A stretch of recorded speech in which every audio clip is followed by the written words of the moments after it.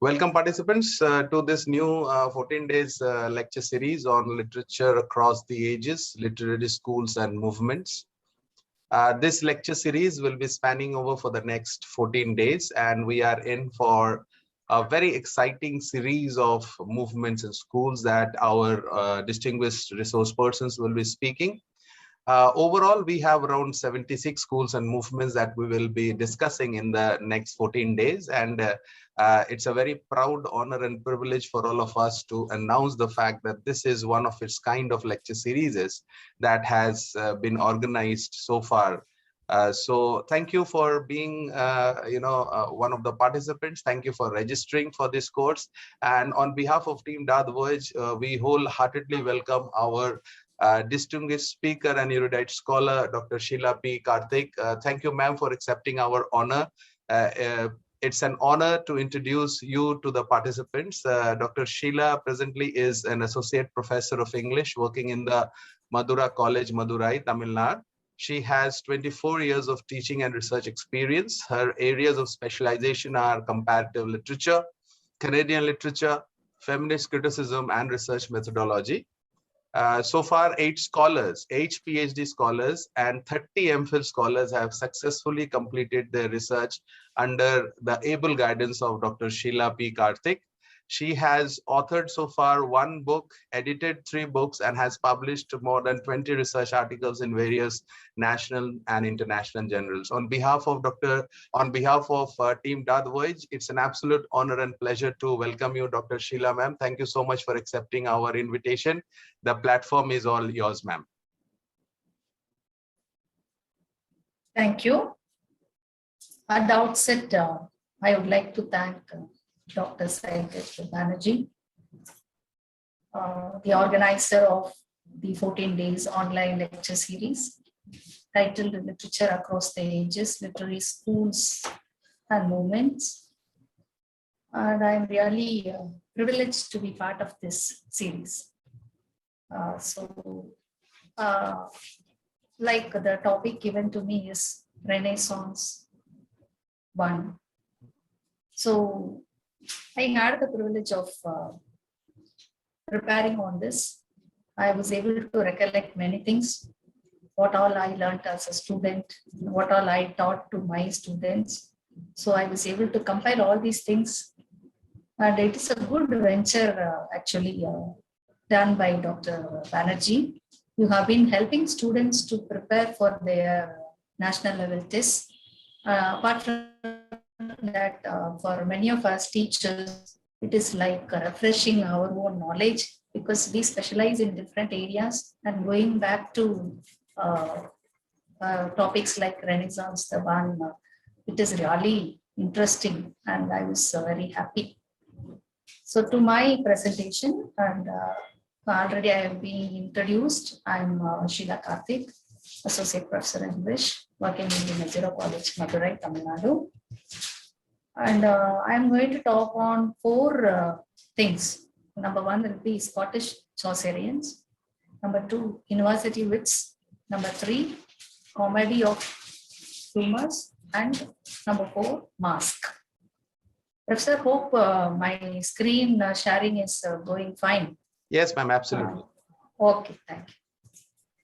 And whenever we think of Renaissance, immediately we think of the Renaissance at Italy and how it has spread over European countries. And we can't neglect artists like Leonardo da Vinci and his wonderful Mona Lisa. So it is a good example to go back to Italian Renaissance. And Da Vinci has said, learning never exhausts the mind. So I always feel that as a teacher, learning goes perennial, and we can't be away from learning, and we don't feel tired of learning also.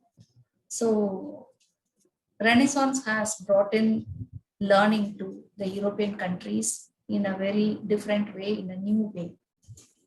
So Renaissance in Italy started with a particular place in Rome called Florence. I have given a view of Florence. It is called the birthplace of the Renaissance as such. And 14th to 17th century Italy has seen the Renaissance. What is this Renaissance? We have been using this term for some time.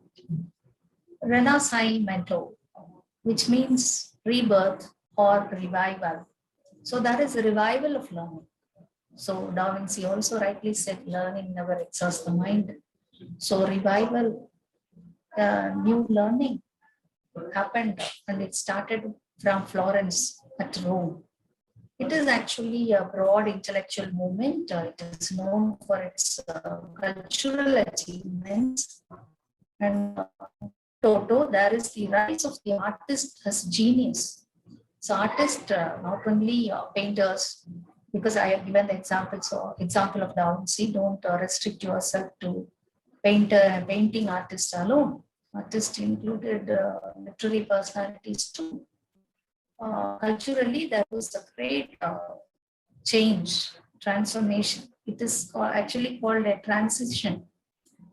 So these are the key terms associated with the Italian Renaissance. Humanism, oil painting, fresco. So humanism, you must understand, was one part of the revival. And mannerism, perspective, high Renaissance, entablature, luster, quattrocento, tapestry, lost wax, allegory, Giotto, Masaccio, Filippo, Lorenzo, Leonardo da Vinci, Michelangelo, Raphael. So all these words are key terms. Whenever we learn about Renaissance in Italy, we'll be associating ourselves with these key terms. And how come Chaucer, Scottish Chaucerian, are related to Renaissance? So Chaucer, Geoffrey Chaucer, the 14th century English poet.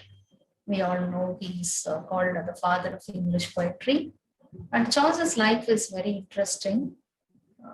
This is his actually life span, 1343 to 1400. He was part of the newly emerging middle class family. So many of us belong to that category, and we can understand how Chaucer had been. And he was serving consistently as public servant. He was page for some time, soldier. He was associated with 100 Years of War. And he served as esquire, he served as a diplomat, he served as a wool controller. And his father, I told you he belonged to a middle class family. So his father happened to be wine merchant, but he had the chance of serving as public servant. And why all these things? Apart from writing these many works, he had been serving as public servant, and that had made him visit Italy. So that's how I relate Chaucer to Italian Renaissance. So these are the works written by Chaucer. Romandillaros, the House of Fame, the Legend of Good Women, the Parliament of Owls, the Wig of the Duchess, Troilus and Cresside, and the most famous Canterbury Tales. And Chaucer was influenced by the Italian Renaissance in the sense he, in 1372, he visited Italy. So it was actually a diplomatic, on a diplomatic mission. He was sent to Italy, and he went to Italy in person, and he had the chance of getting exposed to writers like Dante, Boccaccio. So he was able to understand the different set of people, how there are people different from the English culture. And he learned Latin also, and he translated certain Latin works into other languages like English basically and French. So Chaucer had the influence of the Italian Renaissance while he was on his political diplomatic mission to Italy. So his political career has given a lot of learning for him. And his literature is being, his writings are being an outcome of the Italian Renaissance. And Chaucer is called the Renaissance man. So he brought Renaissance to English literature in the sense his tale, the clerk's tale, is actually it has a basis from the story of Petrarch. Petrarch's Griselda forms the basis for Chaucer's The Clerk's Tale. And another story from Boccaccio is the basis for Chaucer's story, Good Women, the Mom's Tale. So particular character, Zenobia, is actually an inspiration from Boccaccio's tale. So this is how Chaucer, he has been influenced by Italian writers, and he can be called the Renaissance man. It rightly suits him. And we must understand what are the features of Chaucer's works in order to understand how Italian Renaissance, the features of Italian Renaissance has come into English literature through Chaucer. So these are all the characteristics of Chaucer's works. Actually, he had learned all these things from the Renaissance. So one of the main features will be gift of storytelling and descriptive power, and use of musical element, personal touches like charming and humorous, rarely philosophized. So he does not talk much philosophy. He wants a lighter side of life to be understood. He presented in a charming way. He wanted to have personal touch in the sense certain autobiography and softness in narration. He is not vehement or he is not angry in his narration. And he is perennially interested in humanity. We all know how there is plethora of characters in Chaucer's Canterbury Tales. He has presented characters from different walks of life, and he wanted to present life in a happy way, happy world. He presents life as a happy world in spite of the pain and perplexity which is found in life. So he doesn't want to present life as a painful one, the agony of life, or he doesn't want to present the rebellion through his writings. So these are all characteristics of Renaissance, especially humanism.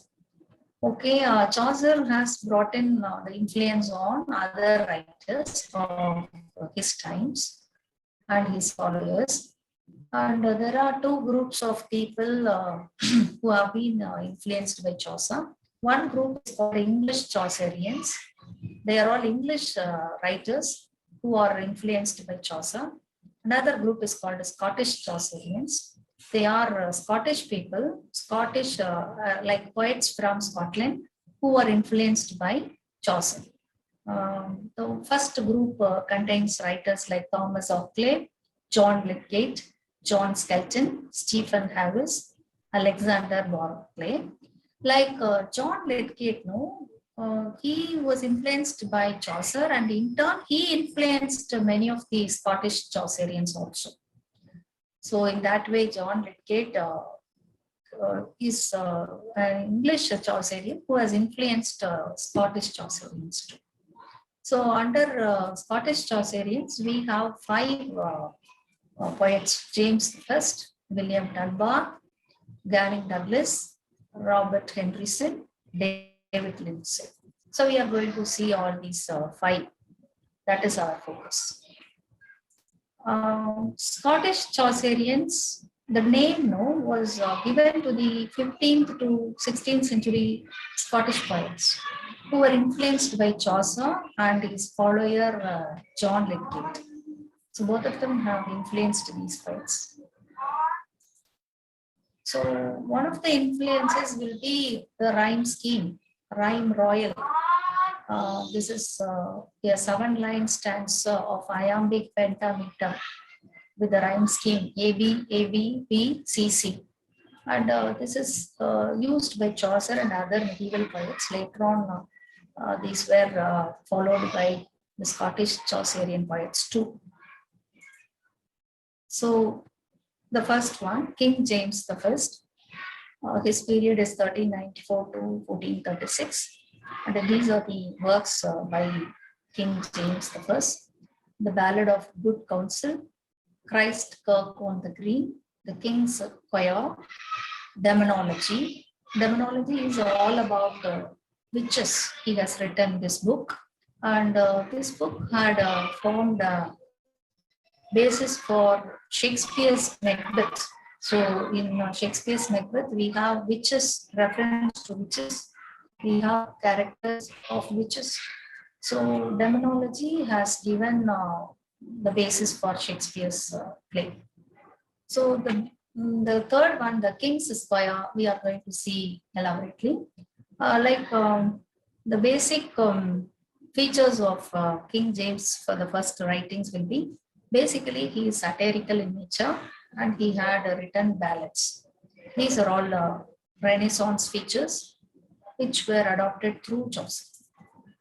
So this book, King's Choir, was published in 1424. This is otherwise called the King's Book. And this is known for the rhyme scheme, rhyme royal being used. And this is semi-autobiographical in the sense it talks about the love between King James I and his beloved wife, Lady John Beaufort. So Lady John Beaufort is actually the granddaughter of John of Gaunt. And who is this John of Gaunt? He is the third of the 5 sons of King Edward III of England. So this is the book, very interesting one, written in the tradition of the Italian style. Next one, the second of the Scottish Chaucerians will be Robert Henryson. His period is 1425 to 1500. And his works are Testament of Cressida. Actually, this work is a continuation of Chaucer's Troilus and Cressida. That way, no, he is very much Chaucerian. He had never wanted that book to end like that. So he wanted Cressida to have a further life, and he wanted to continue. So it is a sequel to Chaucer's Troilus and Cressida. And he had written other works like the Moral Fables of Aesop, Orpheus and Eurydice, Robin and Maine. In all these books, the features will be he is lyrical in nature. He had used pastoral themes, and he talked about the Scottish nationalism. So slowly, though they were imitating Chaucer, they have started, these poets have started using themes like the landscape, the nation, nationalism, etc. And the next one will be Gavin Douglas. His period is 1474 to 1522. And his works are Palace of Honor, 1501. Actually, this is an imitation of Chaucer's House of Fame. And he has dedicated this to James I. King Heart, second work, and Conscience is his third work. And this man actually translated Virgil's Aeneid.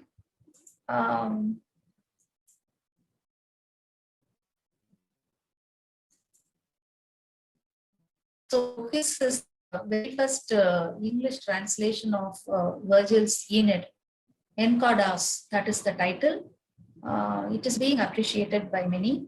So he had actually helped Italian writings to be introduced to the English audience by his translation. And characteristics of his writings will be humanism. We all know it is the major feature of Renaissance. And he focused on nature and landscape and allegorical. Allegory is another feature of Renaissance, which is very much used by Chaucer also. And the next one is William Dunbar, and his period is 1460 to 1530. And he is actually called the Burns of the 15th century. So before Burns, Robert Burns, he had been the very acclaimed writer. and he's called the Burns of the 15th century. He is very popular among the after King James the First. He is the most popular of the Scottish Chaucerians. His works included Two Married Women and the Widow. This is actually a marriage satire. See, satire is another feature of Renaissance. Okay, so this is actually, it has a lot of resemblances with the character of wife of Bath from Chaucer. Another work is The Devil's Inquest. Third one is The Thistle and the Royce. This work actually celebrates the marriage of James the Fourth and Margaret Tudor. So highly from history, from his own contemporary times, he has used the theme. And the Golden Torch is allegorical. It is an allegory written by him. And he's written other works like The Dance of the Seven Deadly Sins. Maybe many of you know this. Ballad of Kind Kittock, Tiding from the Sessions, Satire on Edinburgh, To Aberdeen. This work actually talks about Margaret Tudor again. Her arrival at the town is being described here. So this man, he has been satirical in many of his writings, and he is allegorical, and he has used Rabelaisian humor. So humor is also part of Renaissance, allegory, satire, and it has a lot of music. So his writings are musical in nature. So we can understand how William Dunbar also is very representative Scottish Chaucerian. The next one is Sir David Lindsay. His period is 1490 to 1555. And his works are, he has written one morality play. It is a satire of the tree estate. See, you see, it is a morality play, and the title itself contains the word satire. So we can understand the Renaissance features being adopted by him. And then Squire Meldrum, it is actually a verse romance written by him. Third one is a poem, The Tragedy of the Prodigal. Again, tragedy will be another feature of the Renaissance. Because of the revival of learning, tragedy came into English literature. The Dream, it is also an allegorical poem. Complaint to the King, it is a poem about the courtly life. The Monarchy, again related to the king. So these 4 poems are there, one verse romance and one morality play. And he has been satirical, he has been romantic, allegorical, and he talks about Scottish land. And they say that this man is the one who has made a difference between narrator and author. In narrative technique, he had differentiated between the narrator and the author. So far, no writers have not done that. If it is written by an author, the author becomes the narrator, that's all. But for the first time, he is the one who has differentiated between a narrator and an author. That naturally we all know. And he had adopted Chaucer's humor very much. That way he is very much Chaucerian.